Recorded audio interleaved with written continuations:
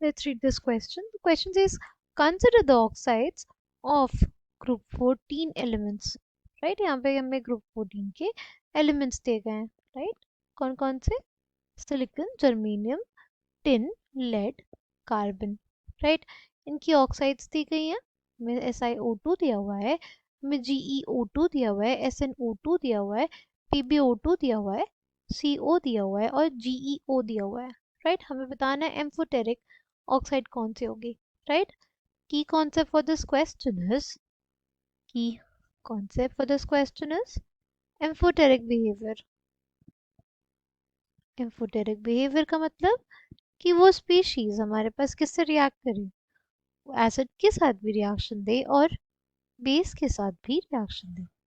Right, जैसे हमारे पास क्या होता है, हमारा वाटर जो है वो एम्फोटेरिक है. राइट, वो हमारे पास बेस के साथ भी रिएक्शन देता है और एसिड के साथ भी रिएक्शन देता है.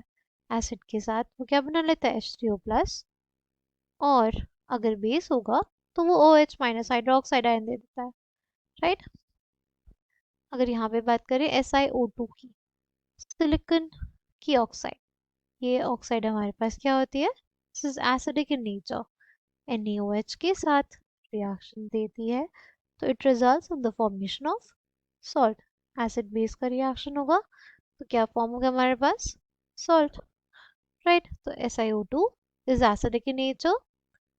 देन अगर बात करते हैं कार्बन मोनोऑक्साइड की, ये न्यूट्रल ऑक्साइड होती है, ये ना एसिड के साथ रिएक्ट करती है ना बेस के साथ.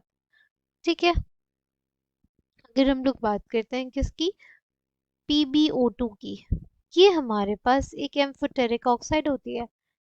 ये बेस के साथ रिएक्ट करने पे हमें सॉल्ट देता है और एसिड के साथ भी रिएक्ट करने पे it results in formation of salt. Results in formation of salt. ठीक है, तो यानी ये एसिडिक बिहेवियर शो किया, यहाँ पे इसने बेस के साथ रिएक्शन किया तो एसिडिक बिहेवियर शो किया, और यहाँ पे एसिड के साथ रिएक्ट किया तो बेसिक बिहेवियर शो किया, तभी हमारे पास सॉल्ट का फॉर्मेशन हो रहा है. ठीक है, नेक्स्ट हमारे पास है SnO2. SnO2 भी क्या होती है हमारे पास, SnO2 भी एक एम्फोटेरिक ऑक्साइड है. कैसी ऑक्साइड है, एम्फोटेरिक. अगर ये NaOH के साथ रिएक्शन देगा तो स्टैनेट बना लेता है. ठीक है, अगर ये एसिड के साथ, अगर ये बेसिकली हमारे पास एसिड के साथ रिएक्शन देता है तो it results in formation of salt. ठीक है,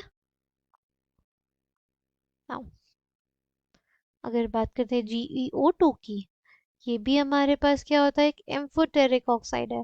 ये भी क्या है, एम्फोटेरिक ऑक्साइड. ये भी हमारे पास बेस के साथ जब रिएक्शन देता है तो जर्मेनेट बना लेता है. Na2GeO3 प्लस H2O बन जाएगा. राइट, GeO2 का रिएक्शन अगर फोरेथिल के साथ होगा तो हमें देखने को मिलेगा GeCl4 प्लस 2H2O. ठीक है, सॉल्ट बन रहा है, यानी ये भी एम्फोटेरिक, ये भी एम्फोटेरिक, ये भी एम्फोटेरिक. GeO हमारे पास एक एसिडिक ऑक्साइड होता है. क्या होता है, एसिडिक ऑक्साइड होता है. ठीक है, तो हमसे पूछा था एम्फोटेरिक ऑक्साइड्स कौन कौन से होंगे, तो ये तो है पर ये नहीं, ये तो है, ये हमारे पास एम्फोटेरिक है पर ये एसिडिक है, ये ऑप्शन भी गलत हो गया. ये हमारे पास क्या है, एम्फोटेरिक है बट ये हमारे पास न्यूट्रल है. ये दोनों हमारे पास एम्फोटेरिक है, इसलिए कौन सा ऑप्शन करेक्ट हो जाएगा, यहाँ पे हमारे पास ऑप्शन डी जो होगा वो इस क्वेश्चन का करेक्ट आंसर हो जाएगा. Option D will be the correct answer for this question. I hope you understood it well. Thank you and all the best.